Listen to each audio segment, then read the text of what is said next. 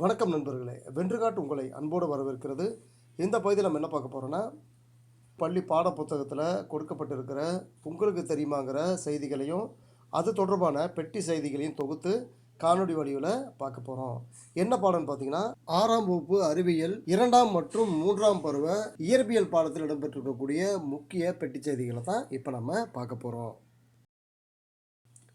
ஆப்பிரிக்காவில் உள்ள லிபியாவில் 1922ஆம் வருடத்தில் ஒரு நாள் காற்றின் வெப்பநிலையானது 59 டிகிரி செல்சியஸ் என கணக்கிடப்பட்டிருக்கிறது.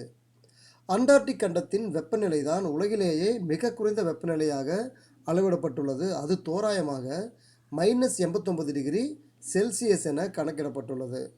வெப்பநிலை நீரின் உறைநிலைக்கு குறைவாக இருக்கும் பொழுது எதிர்குறி, அதாவது மைனஸ் உபயோகப்படுத்தப்படுகிறது. நீரின் உறைநிலை 0 டிகிரி செல்சியஸ் என கணக்கிடப்படுகிறது. நீரானது 0 டிகிரி செல்சியஸ் வெப்பநிலையில் பனிக்கட்டியாக மாறுகிறது என்றால் 89 டிகிரி செல்சியஸ் என்பது எந்த அளவுக்கு குளிராக இருக்கும் என்பதனை சிந்தித்துப்பார். நமது உடலின் சராசரி வெப்பநிலை 37 டிகிரி செல்சியஸ் ஆகும்.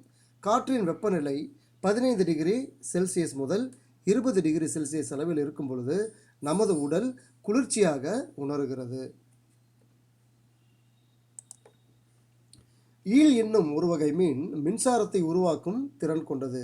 இவை மின்னதிர்வை வெளியிட்டு எதிரிகளிடமிருந்து தங்களை காத்துக்கொள்ளவும் தங்களது உணவை பிடிக்கவும் செய்கின்றன. சமையலறை மற்றும் ஆய்வகங்களில் பயன்படுத்தப்படும் கண்ணாடி பொருட்கள் போரோசிலிகேட் கண்ணாடியால் உருவாக்கப்படுகின்றன.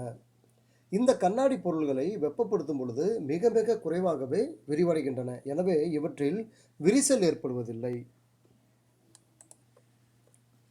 தாமஸ் ஆல்வா எடிசன் பிப்ரவரி 11, 1847ஆம் ஆண்டு முதல் அக்டோபர் 18, 1931ஆம் ஆண்டு வரை வாழ்ந்த அறிவியலாளர். இவர் ஓர் அமெரிக்க கண்டுபிடிப்பாளர். இவர் 1000க்கும் மேற்பட்ட உபயோகமான பொருட்களை உருவாக்கியுள்ளார். அவற்றில் பல வீடுகளில் பயன்படுத்தக்கூடியவை. மின்விளக்கை கண்டுபிடிப்பதற்காக நாம் என்றும் அவரை போற்றுகிறோம். இப்போ நம்ம பார்த்தது 6ஆம் வகுப்பு 2ஆம் மற்றும் 3ஆம் பருவங்களில் இடம்பெற்றிருந்த இயற்பியல் பாடங்களிலிருந்து முக்கியமான பெட்டி செய்திகளை பார்த்தோம். மீண்டும் அடுத்த காணொளியில் வேறொரு செய்திகளோடு சந்திப்போம். நன்றி, வணக்கம்.